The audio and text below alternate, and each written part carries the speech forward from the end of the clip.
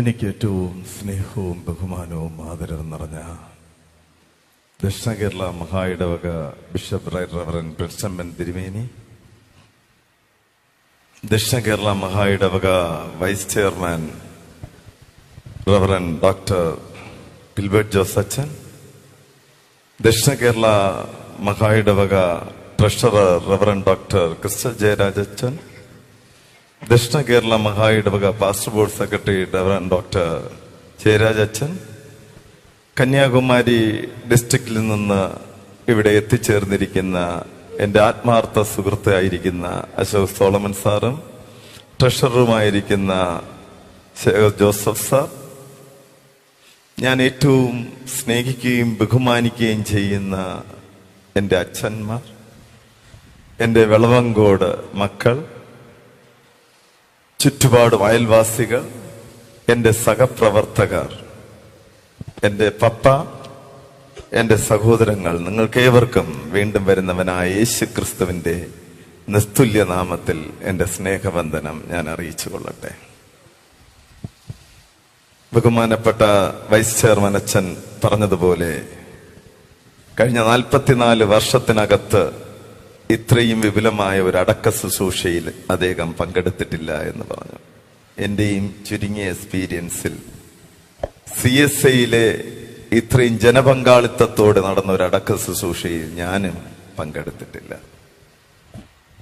ഇത്രയധികം ഈ കുടുംബത്തെ സ്നേഹിക്കുന്ന ബഹുമാനപ്പെട്ട അച്ഛന്മാർ, സഭാവിശ്വാസികൾ, വെളവങ്കോട് നിവാസികൾ, എല്ലാവർക്കും കുടുംബത്തിന്റെ പേരിൽ ആദ്യമായി നന്ദി പറഞ്ഞുകൊള്ളട്ടെ. എന്റെ 12ാം ക്ലാസ് വരെ നേരത്തെ റസ്രയണ്ണം പറഞ്ഞതുപോലെ പൊടിയന്നാടാർക്ക് 6 മക്കളുണ്ടായിരുന്നു, 3 ആണും 3 പെണ്ണും. ഈ 6 മക്കളിൽ ഏറ്റവും ഇളയവനായിരുന്നു എൻ്റെ അപ്പൻ. 6 മക്കൾക്കും കൂടെ ഏകദേശം 40 പിള്ളേരെന്തോ ഉണ്ട്. അതിലേറ്റവും ഇളയവനാണ് ഞാൻ. പക്ഷേ നമ്മൾ 3 പിള്ളേർക്കും മെയിൻ റോഡിൽ നിന്ന് 4.5 കിലോമീറ്റർ നടന്നു പോകുന്ന ഒരു മലയ്ക്ക് മുകളിലായിരുന്നു അപ്പയുടെ വീട്. അപ്പോ അമ്മ സ്കൂളിലെ ടീച്ചറായിരുന്നു. അപ്പോ ബാക്കിയുള്ള സഹോദരങ്ങളുടെ മക്കളെല്ലാം മാരായമിട്ടത്ത്, അങ്ങേയറ്റം പോയ മാരായമിട്ടത്ത് സ്കൂളിൽ പഠിക്കാം. പക്ഷെ അമ്മ വിദ്യാഭ്യാസമുള്ള അമ്മയായതുകൊണ്ട് തന്നെ ഈ 3 പിള്ളേരെയും ചേർത്ത് പിടിച്ച് എൻ്റെ പൊന്നമ്മ നമ്മളെ നെയ്യാറ്റിൻകര സ്കൂളിൽ പഠിപ്പിച്ചു. എന്നിട്ട് എനിക്ക് ഏറ്റവും ഓർമ്മയുള്ള ഒരു സംഗതി, പപ്പ കൃഷിക്കാരനായതുകൊണ്ടും മക്കൾക്ക് ചേർത്ത് വയ്ക്കുവാൻ ആഗ്രഹിക്കുന്നവനായിരുന്നതുകൊണ്ടും അപ്പ ഏതെങ്കിലുമൊക്കെ വസ്തുവിന് അഡ്വാൻസ് കൊടുത്തിട്ട് അമ്മയുടെ ശമ്പളത്തിന് വേണ്ടി കാത്തിരിക്കും. അമ്മ ഓലത്താന്നി വിക്ടറി സ്കൂളിൽ നിന്ന് അവരുടെ ക്ലാസ് കഴിഞ്ഞ് സെന്റ് തെരേസാസ് കോൺവെന്റിൽ പഠിക്കുന്ന ഏറ്റവും മിടുക്കിയായ ചേച്ചിക്കും അണ്ണനും എന്നെയും ചേർത്ത് പിടിച്ച് അമ്മ കൊണ്ടുപോകുന്ന ചോറ്റുപാത്രത്തിനകത്ത് നാരങ്ങ വെള്ളം കലക്കി ക്യൂൻസ് ബേക്കറി എന്ന് പറയുന്ന ഒരു ബേക്കറിയിൽ നിന്ന് നമുക്ക് പലഹാരം വാങ്ങിച്ചുകൊണ്ടുവരും. ചേച്ചിക്കും അണ്ണനും എടുത്തുകൊണ്ടുവരുന്ന പലഹാരം മൊത്തത്തിൽ ഇളയ മകനായതുകൊണ്ട് തന്നെ ഞാൻ പിടിച്ചു വാങ്ങിച്ചു തിന്നും.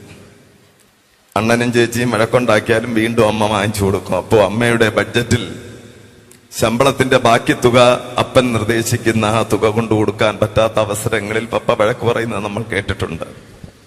മാരായമിട്ടം സ്കൂളിൽ പഠിപ്പിക്കുന്ന കാര്യങ്ങൾ അമ്മയോട് പറയുന്നത് കേട്ടിട്ടുണ്ട്.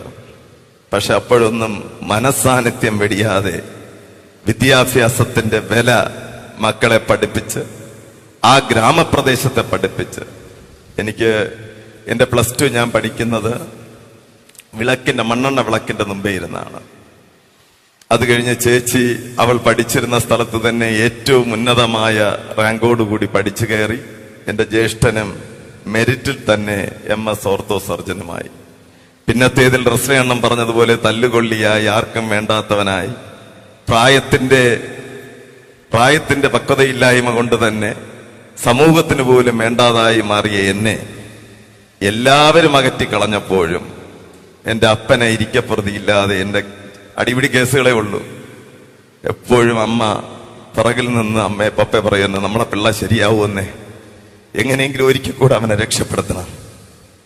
എന്റെ പപ്പയും അമ്മയും ഒരുപാട് സ്റ്റേഷനുകളിലും ഒരുപാട് പ്രശ്ന പരിഹാരത്തിനും ഞാനെന്ന് പറയുന്ന വ്യക്തിയെ സംരക്ഷിക്കുവാൻ ആരൊക്കെ തള്ളിക്കളഞ്ഞിട്ടും നിന്ദിച്ചിട്ടും അപമാനിച്ചിട്ടും അമ്മ എന്നെ ഒരുക്കി പാകപ്പെടുത്തിയെടുത്തു. പിന്നത്തേതിൽ പ്രതിസന്ധി വന്നപ്പോൾ പ്രതിസന്ധികളും പ്രതികൂലങ്ങളും ആകുലതകളും വൈഷമ്യങ്ങളും വിമർശനങ്ങളും ആക്ഷേപങ്ങളും കുറ്റാരോപണങ്ങളും എല്ലാം അവസരങ്ങളാക്കി മാറ്റണമെന്ന് എന്നെ പഠിപ്പിച്ചത് എന്റെ പൊന്നമ്മയാണ്. ആ അമ്മ പഠിപ്പിച്ച പാഠത്തിൽ നിന്നാണ് എന്റെ ജീവിതം ഞാൻ പാകപ്പെടുത്തിയെടുത്തതും. പിന്നത്തേതിൽ എന്നെ ചേർത്ത് പിടിച്ച CSI സഭ വലിയൊരു ഉന്നത വിജയം തന്നു. അമ്മയും പപ്പയും കോൺഗ്രസ്സുകാരായിരുന്നത് കൊണ്ട് തന്നെ കോൺഗ്രസ് രാഷ്ട്രീയത്തോട് ആഭിമുഖ്യമുണ്ടായിരുന്നത് കൊണ്ട് എൻ്റെ അമ്മ പറയും, മക്കളെ നീ കോൺഗ്രസ്സുകാരനായിട്ടേ ഇരിക്കാവൂ. അമ്മ ആഗ്രഹിച്ചതുപോലെ എനിക്കൊരു MLA ആവുവാൻ സാധിച്ചു. അതുപോലെ ഈ CSIക്കാർ തിങ്ങി നിൽക്കുന്ന ഈ സ്ഥലത്ത് നിന്ന് എനിക്ക് ഓർമ്മ വരുന്ന ഒരു കാര്യമുണ്ട്. എൻ്റെ പപ്പയും അമ്മയും നല്ല തല്ലുകൊള്ളിയായിരുന്നത് കൊണ്ട് തന്നെ എന്നെ എവിടെയെങ്കിലും ഒരു ജോലിക്കാക്കണമെന്ന് ആഗ്രഹിച്ച പപ്പയും അമ്മയും കൂടെ ഡോക്ടർ ബെനറ്റ് സാർ ഇവിടെ കാണും. ഡോക്ടർ ബെനറ്റിനെ കാണാൻ പോയി. അന്ന് 5 അഡ്മിനിസ്ട്രേറ്റീവ് ഓഫീസർ എന്തോ ആണ് കാരക്കോണത്തുണ്ടായിരുന്നത്. അപ്പോ ആരും എനിക്ക് ജോലി തരാത്ത ഒരു അവസരമാണ്. കാരണം എനിക്ക് വെളിയിൽ കുറച്ച് പ്രശ്നങ്ങളുണ്ട്, കേസൊക്കെ ഉള്ളതുകൊണ്ട് എല്ലാവരും തള്ളിക്കളയുന്ന ഒരു അവസ്ഥയുണ്ടായിരുന്നു. അപ്പൊ അമ്മയ്ക്ക് നല്ല മകനായിരുന്നത് കൊണ്ട് തന്നെ അമ്മ ചെന്ന് ഡോക്ടറെ അടുത്ത് റിക്വസ്റ്റ് ചെയ്തു. എന്റെ അപ്പയും പോയി റിക്വസ്റ്റ് ചെയ്തു. അപ്പോ ഡോക്ടർ പറഞ്ഞു, ഇത്രയും കുഴപ്പം പിടിച്ചവനെ ഇതിന്റെ അകത്ത് കയറ്റിയാൽ പറ്റത്തില്ല. ബഹുമാനപ്പെട്ട ഗ്ലാസ്റ്റൻ തിരുമേനിയോട് പറഞ്ഞു, ഒന്നുകിൽ പ്രവീൺ അല്ലെങ്കിൽ ഞാൻ. ഇങ്ങനെയുള്ളവനെ ഈ കോമ്പൗണ്ടിൽ കയറ്റാൻ പറ്റത്തില്ല. അന്ന് എനിക്ക് ഓർമ്മയുണ്ട് ആ കണ്ണുകൾ നനഞ്ഞിട്ട് അമ്മ പറഞ്ഞു, മക്കളെ നീ ഇതിനേക്കാളും വലിയവനായി എത്തണം. ഇന്ന് എന്റെ പൊന്ന് ദൈവം എന്റെ അമ്മയുടെയും പപ്പയുടെയും പ്രാർത്ഥനയുടെ അടിസ്ഥാനത്തിൽ കാരക്കോണം മെഡിക്കൽ കോളേജിലല്ല, അത്യാവശ്യം സിനഡിൽ ഒരു അഡ്മിനിസ്ട്രേറ്റീവ് ഓഫീസറെ എവിടെ ഏത് ഇൻസ്റ്റിറ്റ്യൂഷനിലും വയ്ക്കാൻ നിലയിൽ എന്നെ പാകപ്പെടുത്തിയെടുത്തു. എല്ലാത്തിനും അടിസ്ഥാനം. അപ്പോ ഇപ്പോ എന്റെ അമ്മ കഴിഞ്ഞ 44 ദിവസം വെല്ലൂരിൽ കിടന്നു, 10-12 ദിവസം കിംസിൽ കിടന്നു. എന്റെ ചേച്ചി കാനഡയിൽ നിന്ന് ഓടിയെത്തി, ചേച്ചിയും അളിയനും. എന്റെ ജ്യേഷ്ഠൻ അവനായിരുന്ന ദൗത്യത്തിൽ നിന്ന് ഓടിയെത്തി. നമ്മൾ 3 പിള്ളേരും. സത്യം പറഞ്ഞാൽ എനിക്ക് തന്നെ ചിന്തിക്കാൻ പറ്റില്ല. കാരണം ചേച്ചിയൊക്കെ ഇങ്ങനെ എത്തുമെന്ന് ഞാൻ ചിന്തിച്ചേ ഇല്ല. അവളുടെ ജോലി തന്നെ ഇപ്പൊ ഏകദേശവും തകരാറിലായി. അമ്മയെ നമ്മൾ അത്രമാത്രം സ്നേഹിച്ചിരുന്നു. നമ്മുടെ സർട്ടിഫിക്കറ്റുകൾ ഇപ്പോഴും എനിക്ക് കേസൊക്കെ ഉണ്ടായിരുന്നു. CSIക്കാർ കുറെ കേസിട്ടപ്പോ സിനിയെ വിളിക്കും, എന്നാണ് ഡേറ്റ്, തലേ ദിവസം വൈകുന്നേരം ആകുമ്പോ അമ്മ വിളിക്കും, നാളെ കേസാണ്, നീ പോണം, കോടതി കൃത്യമായിട്ട് പോണം. കേസിനെ കുറിച്ച് സിനിയോട് വിളിച്ച് ചോദിക്കും. അപ്പോൾ നമ്മൾ 3 പിള്ളേരും എന്തുമാത്രം അമ്മയെ സ്നേഹിച്ചിരുന്നു എന്ന് അറിയുന്നത് അമ്മ വയ്യാതെ ഒരു പനിയായിട്ട് എൻ്റെ അമ്മ പോയതാണ്. അപ്പൊ എനിക്ക് എന്റെ മനസ്സിലൊരു പ്രത്യാശ ഉണ്ടായിരുന്നത്, ഭൗതികമായി ഒരു അസുഖം വന്നാൽ നല്ല ചികിത്സ കൊടുത്താൽ എൻ്റെ അമ്മ തിരിച്ചു വരും. അതിനുള്ള സൗഭാഗ്യങ്ങളെല്ലാം ദൈവം തന്നിട്ടുണ്ട്. പക്ഷേ കിംസ് ആശുപത്രിയിൽ അസുഖം നിർണയിക്കുവാൻ സാധിച്ചില്ല. അത് കഴിഞ്ഞ് വെല്ലൂർ ആശുപത്രി 44 ദിവസം. ഞാൻ വിളവങ്കോട് മക്കളോട് ഞാൻ പല ആവർത്തി അത് മാപ്പ് പറഞ്ഞു. അവരെന്നെ ഇത്രയും ഉന്നതമായ ഒരു വിജയം വിജയിപ്പിച്ചിട്ട് അവരോട് നന്ദി പറയുവാൻ എനിക്ക് സാധിച്ചില്ല. ബഹുമാനപ്പെട്ട പ്രിൻസൻ തിരുമേനിയോടും വൈസ് ചെയർമാനോടും ഒക്കെ പല പ്രാവശ്യം മാപ്പ് പറഞ്ഞു. അപ്പോൾ പറഞ്ഞു, നിങ്ങൾ ധൈര്യമായിട്ട് ചെയ്തോളൂ, എനിക്ക് അവിടെയുള്ള ദൗത്യങ്ങൾ പൂർത്തീകരിക്കാൻ പറ്റിയില്ല. അവസാനം അമ്മയ്ക്ക് ഓർമ്മയില്ലാത്ത ഒരവസ്ഥ വന്ന് ഡോക്ടർ ബെനറ്റും എന്റെ ചേച്ചിയും കൂടെ അവിടെ ഡോക്ടർമാരോട് ചോദിച്ചപ്പോൾ ഇനി രക്ഷയില്ല, തിരികെ കൊണ്ടുപോകണം. എങ്കിലും തിരുമേനി പ്രാർത്ഥിച്ചിട്ട് പറഞ്ഞു, നമുക്ക് പ്രത്യാശിക്കാൻ. കാരക്കോണത്ത് കൊണ്ടുവന്നു. നമ്മൾ പ്രാർത്ഥിച്ചു. പിന്നെ അമ്മയ്ക്ക് ഓർമ്മയില്ലാതായി.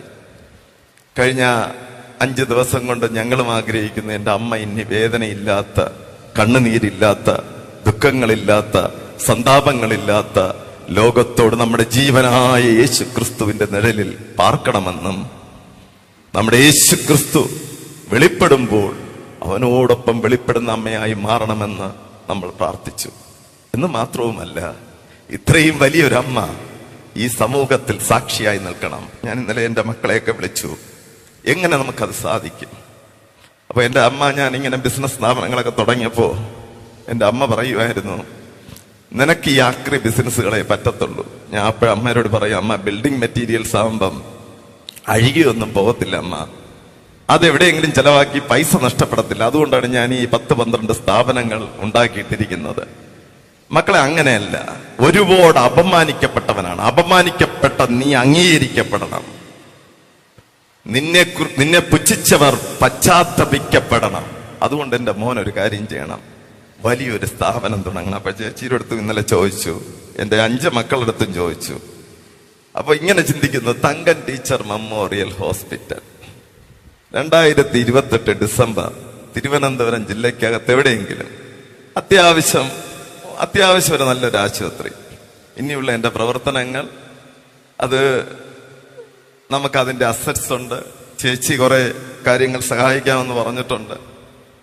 അങ്ങനെ ഞാൻ ഈ വലിയമ്മാള ഹോസ്പിറ്റലൊക്കെ കണ്ടിട്ടുണ്ട്. വലിയമ്മാൾ എന്ന് പറയുന്ന ഹോസ്പിറ്റലിൽ ഇങ്ങനെ അമ്മയുടെ ഈ പടമൊക്കെ വെച്ച് നമ്മുടെ ഒരു തലമുറ കാണത്തക്കതായിട്ട് അമ്മയെ സാക്ഷിയായി നിർത്തേണ്ട ഉത്തരവാദിത്വമുണ്ട്. 2028 ഡിസംബർ മാസം ആ ആശുപത്രിയുടെ ഉദ്ഘാടനവും ഉണ്ടാകും. അതിന്റെ പരിപാടികൾ തുടങ്ങാൻ ആഗ്രഹിക്കുന്നു. അപ്പോൾ എന്റെ അമ്മയ്ക്ക് ഇനി ചെയ്യുവാൻ മക്കളെന്നുള്ള രീതിയിൽ, ചെറുമക്കളെന്നുള്ള രീതിയിൽ മക്കളെ എല്ലാം വിളിച്ചു പറഞ്ഞു, എടാ വഴിയിൽ നിർത്തിക്കളയിൽ നമ്മൾ ചെയ്യണം, നമുക്കതിനുള്ള സ്വത്തുണ്ട്, എന്റെ ചേച്ചി സഹായിക്കും, നമ്മൾ കൂട്ടുത്തരവാദിത്തമായിട്ട് അമ്മയ്ക്ക് വേണ്ടി അത് ചെയ്യണം. അപ്പോ തങ്കൻ ടീച്ചർ മെമ്മോറിയൽ എന്ന് പറയുമ്പോൾ പുതുതലമുറ വരുമ്പോഴും ചോദിക്കും, ഇത് ആരാണ്?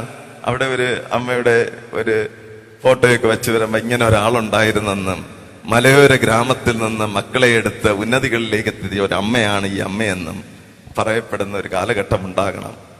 അതിനുവേണ്ടി എന്നെ ഞാനാക്കിയ നിങ്ങളുടെ ഔദാര്യമാണ് ഇന്ന് ഞാനെന്ന് പറയുന്ന ഒരു സ്ഥാനങ്ങളല്ല, നിങ്ങളുടെ പ്രാർത്ഥന ആവശ്യപ്പെടുന്നു. ഇതുവരെ എൻ്റെ അമ്മയുടെ ചികിത്സാ സമയത്ത് പ്രാർത്ഥിച്ചവർ, എന്നോടുകൂടെ ഇരുന്ന് എനിക്ക് സ്നേഹം തന്നവർ, എന്റെ ജോലികൾ ഏറ്റെടുത്ത് ചെയ്തവർ, പ്രത്യേകിച്ച് ഇന്നലെ ഒരു ദിവസം കൊണ്ട് ഇവിടെയും അപ്പ പറഞ്ഞു, എടാ പെരുന്തോള വീട്ടിൽ അടക്ക ശുശ്രൂഷ ചെയ്യണം. അപ്പോൾ അതിന്റെ പിറകിൽ ഒരു 20 അടി താഴ്ചയിലുള്ള സ്ഥലമാണ്. ഇന്നലെ ഒരു 150ഓളം പേർ ഞാൻ മനസ്സിലാക്കിയപ്പോൾ എന്റെ അക്കൗണ്ടന്റ് കൂടെ രാത്രി ചെന്നപ്പോൾ അവിടെ ചെന്നിരുന്ന് മണ്ണ് വെട്ടിക്കൊണ്ടിരിക്കുന്നത്. അതെല്ലാം ശരിയാക്കുമെന്ന് പറഞ്ഞാൽ അവർ ശരിയാക്കിയെന്നാണ് ഞാൻ അറിയുന്നത്. ഇവിടെ ക്രമീകരിച്ചു. എല്ലാവരും ഉണ്ടായിരുന്നു, പ്രത്യേകിച്ച് ശുഭുവച്ചൻ, എല്ലാവരെയും ഓരോരോ അച്ഛന്മാർ മഹായുടെ ഒന്നിച്ചിങ്ങി വന്ന ഒരു പ്രതീതിയുണ്ട്. എല്ലാവർക്കും മിഖേൽ കുടുംബത്തിന്റെ പേരിൽ, തങ്കൻ ടീച്ചറുടെ പേരിൽ, എന്റെ പപ്പയുടെ പേരിൽ നന്ദി അറിയിക്കുന്നു. ദൈവം നമ്മെ ഏവരെയും അനുഗ്രഹിക്കട്ടെ.